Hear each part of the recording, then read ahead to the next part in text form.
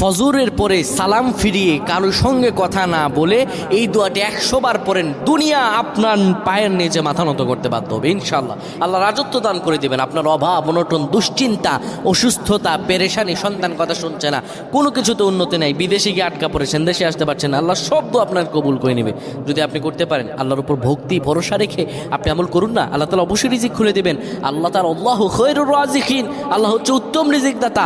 আল্লাহ আপনার তো অবশ্যই কবুল করবেন। আল্লাহ বলেছেন উদউনি আস্তাজিব লাকুম, আমার কাছে চাও আমি দিয়ে দিব। এই কথাগুলো তোমরা শেয়ার করে দিবা, ফ্যামিলি সবার কাছে শেয়ার করবা। তুমি আমল না করো সব পাবা যদি তোমার একটা কথা অন্য কেউ শুনে আমল করে। আমার প্রায় ভাইরা, ফজর নামাজের পরে নবীজি কখনো এই আমলটা ছেড়ে দিতেন না।